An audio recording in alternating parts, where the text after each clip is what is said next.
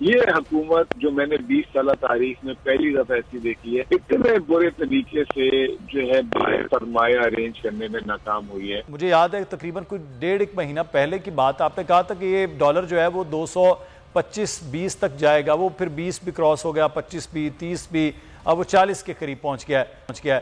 اب یہ ڈالر کی رکے گا؟ ہم تو یہ سمجھ رہے تھے کہ IMF نے ادھر سے اعلان کر دیا پیسوں کا اور ہمارے پاس ڈالر ایک دم سے 186-87 پہ آ جائے گا، یہ رک کیوں نہیں رہا؟ دیکھیں، دو چیزیں ہوتی ہیں، ہر چیز کی قیمت کا پیمانہ جو ہے، ایک اس کی قیمت کی جسے کہتے ہیں فنڈامنٹل ویلیو، یعنی کہ حقیقی اس کی قیمت کتنی ہونی چاہیے، اور ایک ہوتا ہے کہ شارٹیج، جی ٹھیک ہے نا، ڈیمانڈ اینڈ سپلائی جس کا یہ وہ ہوتا ہے۔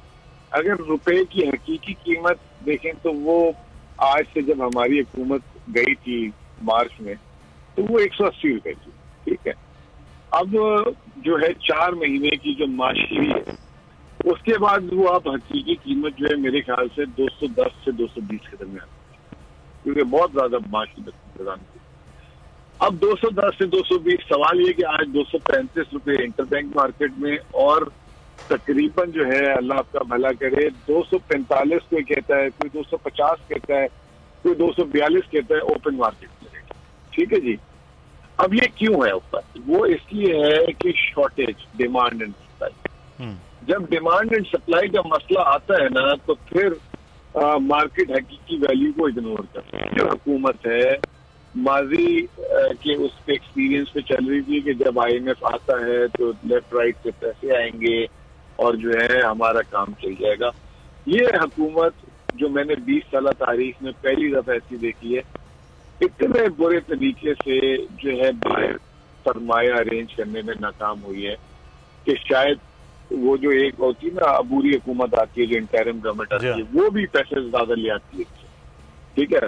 تو ان کو کہیں سے کوئی سرمایہ نہیں دے رہا، حالانکہ IMF کا جو ہوتا ہے چیک ایسا ہوتا ہے، اس کے پیچھے جو ہے اندھی تکلیف کر دیتے ہیں ایشیائی ترقیاتی بینک، ورلڈ بینک، یہ وہ۔ تو ہم نے یہ دیکھا کہ وہاں سے بھی ابھی تک پیسہ جو ہے ریلیز نہیں ہوا۔ اب اس کی بنیادی وجہ کیا؟ اس کی بنیادی وجہ IMF نے اپنی رپورٹ میں خود بیان کر دیا، اور بیان کیا انہوں نے کہ یہ حکومت تاریخی ہے جو کسی وقت بھی گر سکتی ہے۔ اس حکومت کے چیلنجز بہت زیادہ ہیں، اور یہ حکومت ہمیں شک ہے کہ یہ جو ہمارے ساتھ انہوں نے پروگرام میں وعدے کیے اس کو منو من امپلیمنٹ کرا سکے، اور پاکستان کا معاشی آؤٹ لک بھی خراب ہے۔ اب وہی رپورٹ کو اگر ہم نے دیکھا، بھی ورلڈ بینک کی بھی ایک آ گئی ہے، اسی طرح کی کوئی رائٹ اپ آ گئے، اور انہوں نے بھی تحفظات ظاہر کرنا شروع کر دیے۔ تو وہ تمام وجوہات جو ہیں اس کا جسے کہتے ہیں رزلٹ ہم ڈالر کی قیمت ہے۔ بول کسی کے بھی دباؤ میں آ کر اپنے فیملی ممبرز کو علیحدہ نہیں کرے گا۔ بول ہمیشہ عوام کی آواز بنتا رہے گا اور عوام کے مسائل دکھاتا رہے گا۔ بول کی عوام سے خصوصی دعاؤں اور ساتھ دینے کی اپیل۔ سب سے زیادہ ویوز، سب سے زیادہ ریلز اور سب سے زیادہ ریٹنگ کے ساتھ بول اب بھی نمبر 1 پوزیشن پر برقرار۔ سبسکرائب کریں اور بیل دبائیں تاکہ کوئی خبر رہ نہ جائے۔